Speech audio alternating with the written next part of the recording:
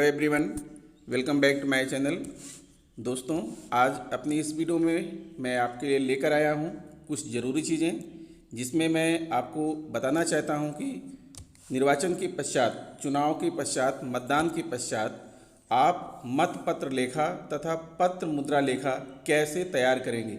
दोस्तों, ये दोनों ही बहुत ही आवश्यक अभिलेख हैं जिन्हें आपको सही सही भरना होता है। तो आइए हम देख लेते हैं कि इसे किस प्रकार से भरना है, इसमें कौन कौन सी क्वेरीज की गई हैं। तो दोस्तों, आपके सामने प्रस्तुत है प्रारूप 36 मतपत्र लेखा भाग 1। इसे आपको मतदान के पश्चात तैयार करना होता है और इसमें है ग्राम पंचायत। यहाँ ग्राम पंचायत का नाम लिखेंगे, ग्राम पंचायत के सदस्य, प्रधान ग्राम पंचायत, सदस्य क्षेत्र पंचायत, जिला पंचायत सदस्य यहाँ पर भरेंगे का निर्वाचन क्षेत्र क्रमांक। यहाँ पर आपको निर्वाचन क्षेत्र क्रमांक भरना है। से सदस्य के लिए निर्वाचन, मतदान स्थल क्रमांक व नाम। यहाँ पर आपको मतदान स्थल का क्रमांक और नाम आपको यहाँ पर भरना है। दोस्तों ध्यान दीजिएगा, ये जो मतपत्र लेखा है ये अलग अलग पदों के लिए अलग अलग बनेगा। अगर आपके यहाँ 4 पदों पर चुनाव है तो हर पद के लिए अलग अलग मतपत्र लेखा आप तैयार करेंगे। फिर बात आती है मतदान स्थल के पीठासीन अधिकारी द्वारा प्राप्त मतपत्रों की संख्या क्रमांक। यहाँ से यहाँ तक कुल संख्या आपको कितनी प्राप्त हुई है। यानी अगर 4 तरह के पद हैं तो आपको 4 तरह के मतपत्र प्राप्त होंगे और आपको 4 मतपत्र लेखा तैयार करना है।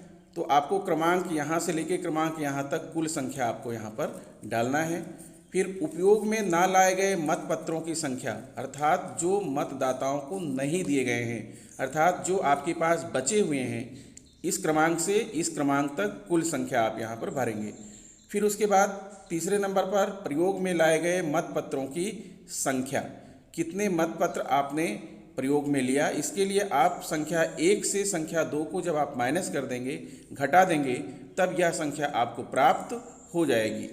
फिर अगला आता है क्रमांक नंबर 4 पर मतदान स्थल पर उपयोग में लाए गए किंतु मतपेटी में नहीं डाले गए मतपत्रों की संख्या। इसमें आपको 3 तरह के जो है मतपत्र होंगे दोस्तों। पहला तो ये है रद्द किए गए मतपत्रों की संख्या व क्रमांक। ऐसे मतपत्र जिसको मतदाता ने गलती से गलत जो है मोड़ दिया या ख़राब हो गया, तो आपने उसको अगर रद्द किया तो आपको उसको फेंकना नहीं है, आपको उसे जो है वापस करना है। इसलिए उसका यहाँ क्रमांक और कुल संख्या आप लिखेंगे। फिर उसके बाद आता है निविदत मतपत्रों की संख्या व क्रमांक। कितने ऐसे मतपत्र हैं जो निविदत मतपत्रों के लिए आपने जारी किया है, उसका क्रमांक और कुल संख्या यहाँ लिखेंगे। उसके बाद अगर कोई मतपत्र ऐसा भी है जिसमें मुद्रण या लेखन की कोई त्रुटि है, इसके कारण अगर आपने मतपत्रों को रद्द किया है तो उसे भी यहाँ उसका क्रमांक और कुल संख्या आप यहाँ पर लिखेंगे। फिर उसके बाद स्थान, दिनांक, हस्ताक्षर, पीठासीन अधिकारी का नाम, पदनाम, पार्टी संख्या, ये यहाँ पर अंकित की जाएगी।